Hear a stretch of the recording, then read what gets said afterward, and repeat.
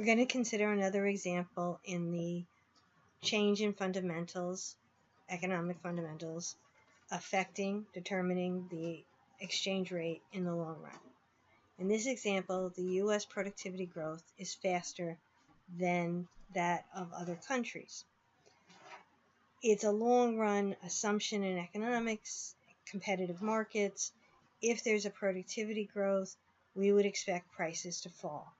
By saying U.S. productivity growth is faster than in the other country, we could argue that the prices in the U.S. will fall by more, they'll fall faster. The consequence is that relative to foreign countries, the U.S. prices for the same goods will be lower. That means that in relative terms, the goods in the foreign countries, priced in foreign currencies, will be higher, and therefore we should expect a decrease in the demand for the foreign goods.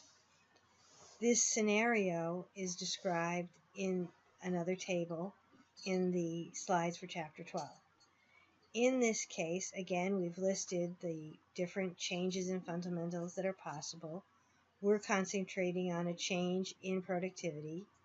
As we specified in the previous slide, it's a greater growth in productivity in the U.S., and we anticipate that that would mean that there would be a decrease in the demand for foreign goods, and the corollary to that is that there would be an increase in demand for U.S. goods. The consequences of that for the demand of the foreign currency is going to be a decrease. Consumers who have dollars, who were buying goods before, are not going to be looking to buy foreign goods. Therefore, they're not going to be looking for foreign currencies. And people who were buying foreign goods, therefore they were selling off their dollars and buying the foreign currencies, demanding it, that those no longer are entering the market. On the other side, we expect that the foreigners, people who hold the foreign currency, will want to not buy goods that are priced in that foreign currency in preference to buying goods that are from the U.S. and therefore priced in dollars. To get to those goods, they're going to have to sell off their foreign currency, and this will lead to an increase in the supply of foreign currency in the market. The consequences of this process and these changes in demand and supply is going to be an appreciation of the dollar against the foreign currency. Let's see the graphs. First, we again review that we have a market for the currency, in this case the British pound. We measure quantity on the horizontal axis and price on the vertical. So this is the U.S. price of a British pound. So 1 pound cost $1.50. This would be the quantities that would be sold, available for sale, at all the other possible prices. This would be the quantities demanded at all these other prices. At the price of $1.50, the quantity demanded is 6 million, the quantity supplied is 6 million, the market is at equilibrium. We've allowed for the possibility of a change in a fundamental, productivity. We expect that productivity growth to result in falling U.S. prices.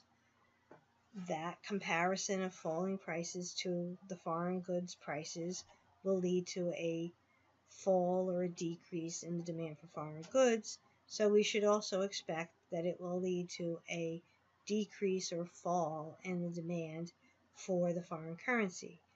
That's represented by a shift to the right of the demand curve.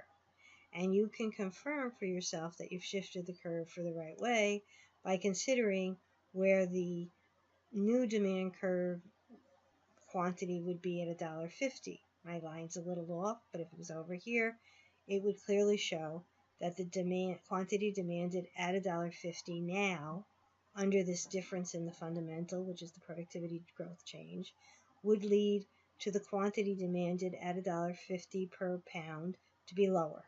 And that's what we've said we're going to show. That also means that by shifting the whole curve, at all these other prices, the quantity demanded is lower as well. The supply side of the story is that we expect there to be an increase in the supply of the foreign currency because people who have the foreign currency would prefer to buy U.S. goods. To be able to buy U.S. goods, they're going to have to buy U.S. dollars. To buy U.S. dollars, they're going to have to sell off their British pounds. So at $1.50 and at all other prices, the quantity available for sale, the supply to the market of British pounds, will be higher than that 6 million pounds.